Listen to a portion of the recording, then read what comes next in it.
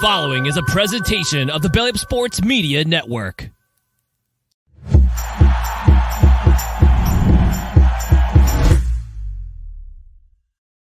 And welcome in, everybody, to another episode of Tier Tuesdays here on the High-Low Sports Podcast. We appreciate y'all for joining us here as we are now in week 9 of the NFL season. Tiering teams is DJ, joined as always by my co-host, Kelsey. Kelsey, we're more than halfway through. Some teams are already on the cusp. Some are starting to separate. Some of them, we just laugh at this point. Some of them, they just get, at this point, is what funny things can we say about them? Yeah, I mean, and then you forgot the group that is just like, wait, you guys are still here? You guys still have a chance? What? How? And those are my favorite teams right now because there's a few of those that are just like, what? Like, how are you still possibly going to win your division? It doesn't make sense.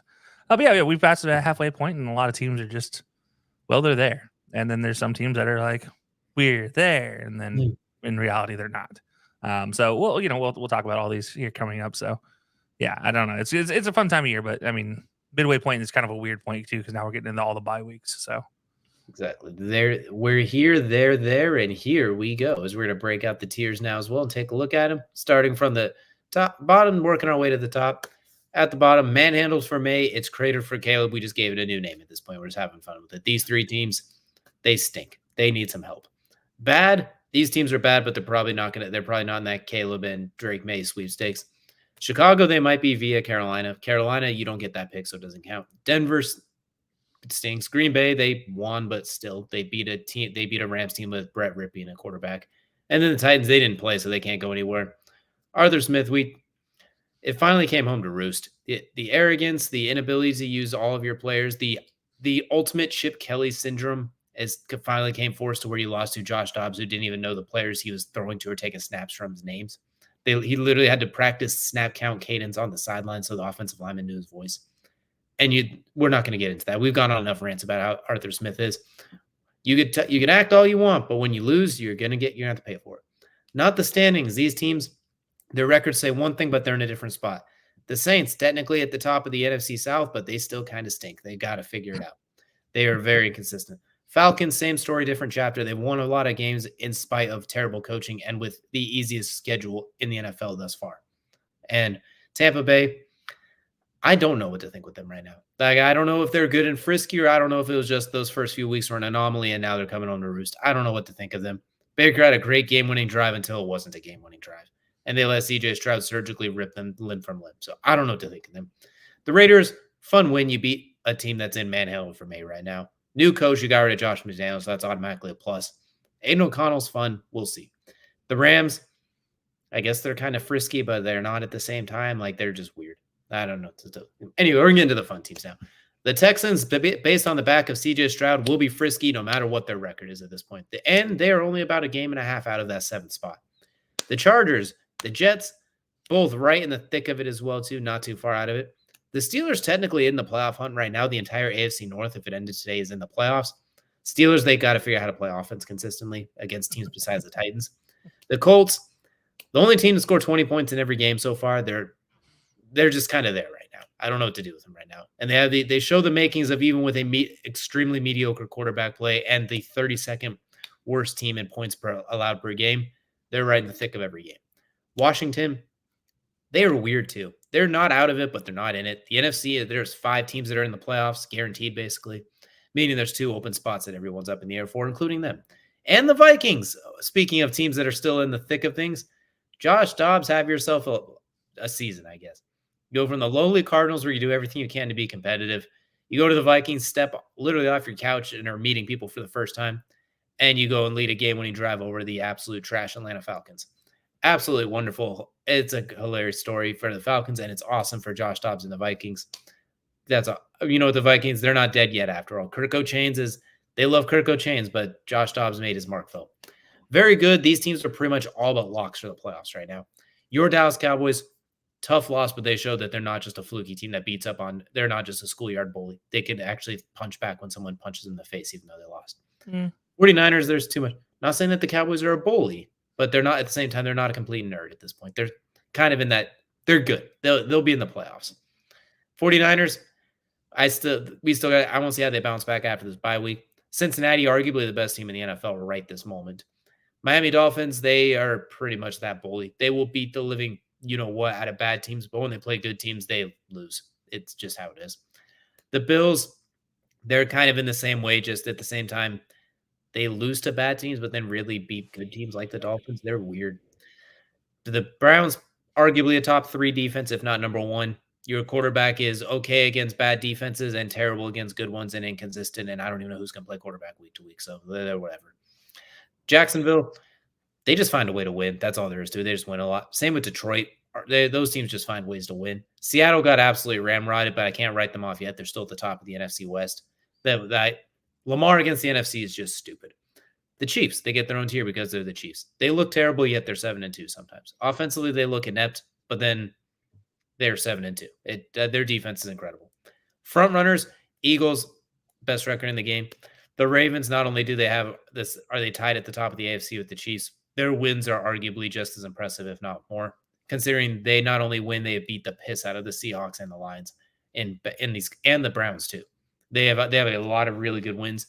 A couple of questionable losses to the Steelers and the Colts, but that's why those two teams are frisky right now. That just because they can be annoying to the Ravens, but the Ravens have been fantastic. And then clearly the Chiefs can't play unless Taylor Swift is in attendance, because when she's in attendance, they score 40. When she's not there, they struggle. Travis Kelce has 14 yards. So you know what? She gets her own tier at this point. I don't know what else to do with this, because it was funny at first. The graphic was all cute and funny, but now science has proven otherwise. Yeah. Yeah, we've reached the point of now we have a trend. There's no coming back from this one. It's over. No, I mean, I respect the list. All right, let's start there. Obviously, top 3, they are what they are. I do have a commentary on the front runners, not the teams that are there, but a team that might not be there.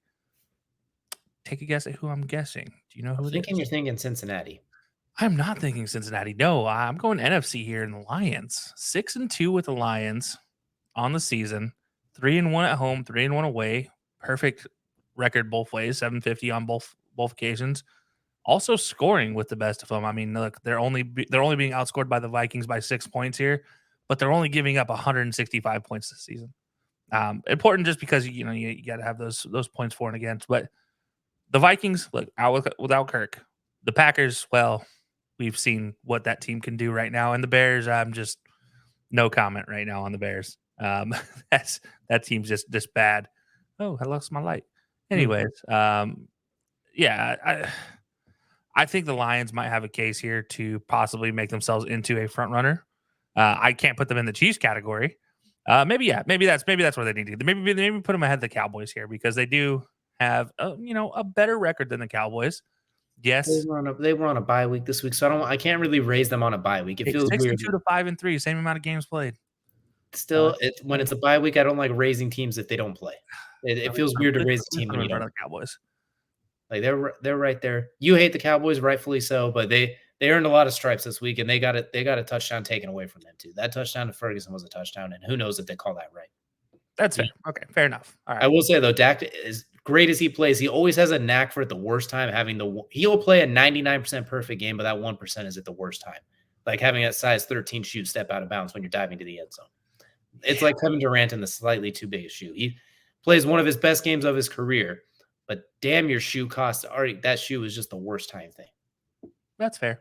I have a bigger issue with the Cowboys, and that's the fact that where is Brandon Cooks, your big signing? Where is Michael Gallup, your supposedly superstar backup number 2 receiver? And why is Jake Ferguson your number 2 receiver right now? By the way, 91 yards in the week this last week against the Eagles. Yeah, look, and by the way, CD, I'm just not even going to comment on the fact that CD didn't get a touchdown with those 191 yards. That's an issue by itself. But look, I look at the receiving core, and there's a lot of question marks. Like, why aren't these guys getting involved? You got Kevontae Turpin involved on a receiving play to score a touchdown. Okay, but you couldn't get CeeDee Lamb. You couldn't get Michael Gallup. You couldn't get Brandon Cooks, but you got Jalen Tolbert. By the way, most people are asking who, as I say Jalen Tolbert. But if you know, you know. And then on the other side of things, the running game. Where is it at? It's because you have your number 1, your bell cow back, the guy who you thought you can give 20 carries a game to, getting 12 carries a game and 51 yards. You give that man 20 carries, guess what? He has 100 yards.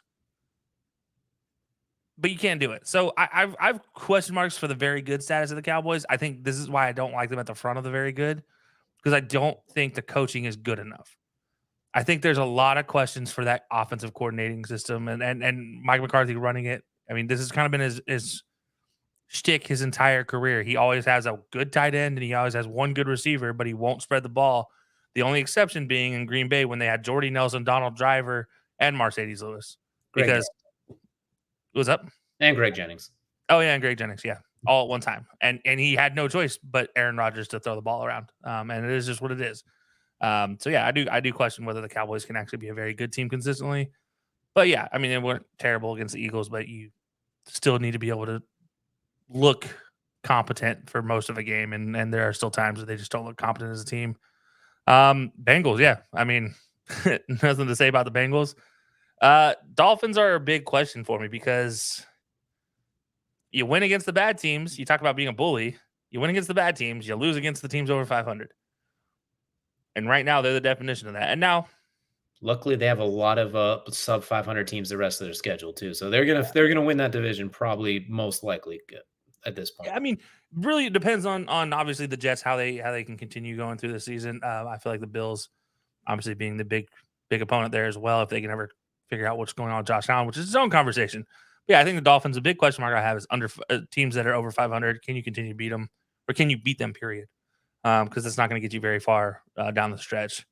But yeah, the Bills, you can't give that one up to the Bengals. Really, I mean, don't get me wrong. Just hand the ball off a few times. Yeah, just do something other than Josh Allen running the ball, please. Because Davis, you can't go a full game without Gabe Davis getting a catch. Yeah, it's at this point in time they live and die by their secondary usage players, which is Gabe Davis, which is their running backs. So yeah, you need to do more. Dalton Kincaid look like that dude. So maybe that's Dalton Kincaid Dalton Kincaid, Stephon Diggs. I think they're the number one usage guys, and they should be. But yeah, I mean, even getting Dawson Knox more involved would have been better. But he's broken though, so that's fair. But yeah, I mean, like, still better than what they did otherwise. Hand the ball off. Just hand the ball off occasionally. It doesn't have to be all the time. But yeah, no, I mean the Bills are fine there as well. It's very good, because they are still very good.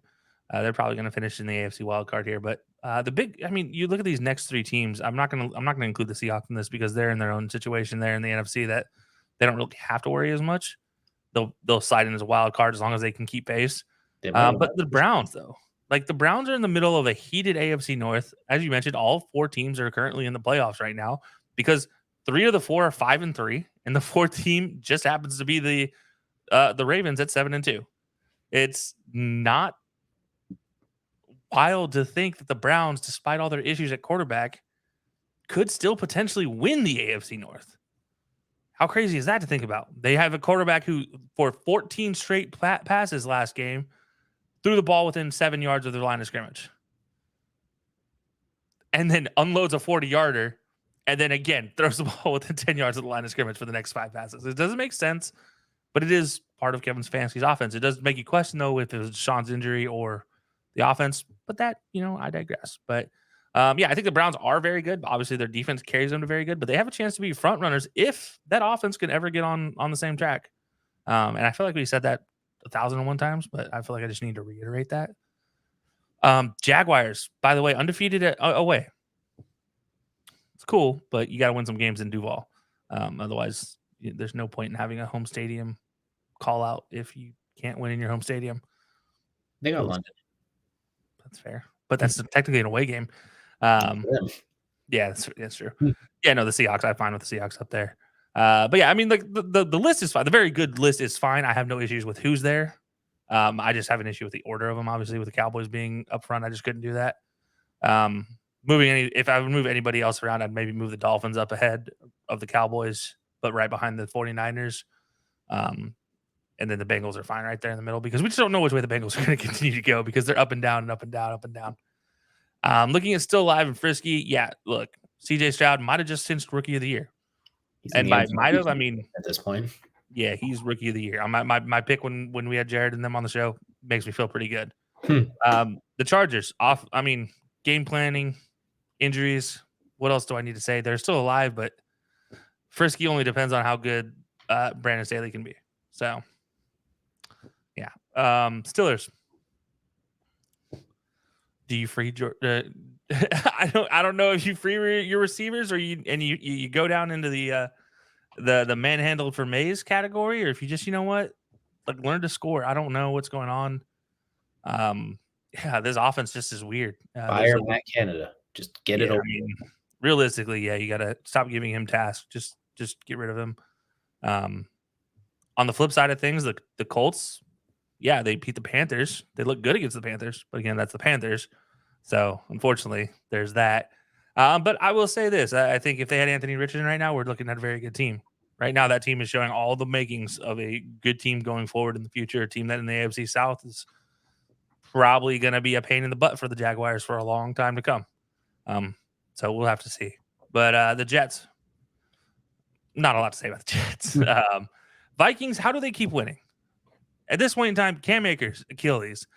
Kirk Cousins, Achilles. Oh, okay. We'll just throw Josh Dobbs in here. As you mentioned, never took a snap from any of his players. Had to do the cadence with all the other linemen huddled around him. Had his coach explaining the reads and the order in which to make the reads in between play calls. So his entire play call was, all right, we're going to simplify the play call, and then this is the order in which you read these guys. That was it. Like, he basically read out the play calls like you would read out like a 2-minute drill in high school. You gave these guys numbers for the route tree, and you just tell each receiver what number they're running, and they figured it out. Like, that's what it felt like watching this game. Yeah, they still win. The defense, again, stepping up. This team might quietly be very good if Josh Dobbs can get on the same page with the rest of this team and they can figure out their running game. And you got Jay Jettas coming back too on top of it. Like, that's a scary team, and it's also an indictment on the Falcons as well too. But that's a different story. But that's a fun story for the Vikings, who they look out. They're not dead yet.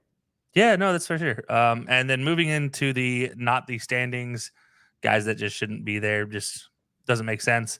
The Raiders, I do kind of look at, and maybe with this new regime taking over, maybe they get that galvanized kind of Rick Bisaccia again and make a run on the playoffs. I don't know if they can do it, but you know what? It's a possibility.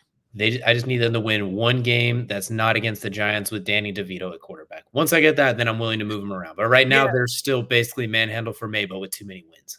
I didn't really want to talk too much about the Daniel Jones' injury, but that was rough. I mean, that really changed that game completely on its head.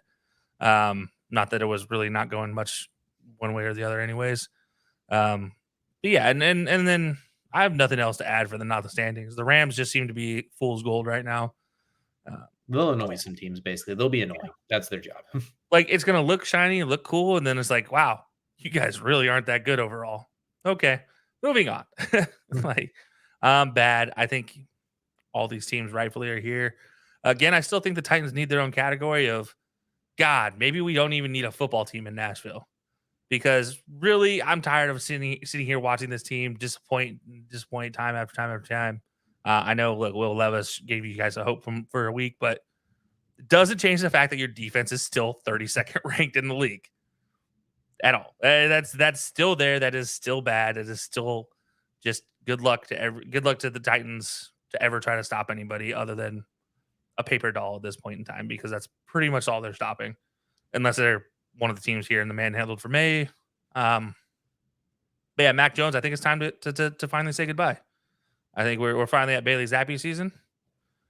Maybe it's just pushing back Bailey Zappi season. I don't know, but I think you need to know. I think if you're the Patriots, you need to know by the end of the season if Bailey Zappi can be your guy, or you are actually going for somebody like Drake May, or you're going for Caleb Williams, or you're going for Michael Penix, or you're going for, which by the way I think it should be Michael Penix, or you're going for Bo Nix, who by the way had himself a heck of a week last week. So I think these three teams down in the bottom, they have a plethora of guys that are coming out of the draft that they're excited for.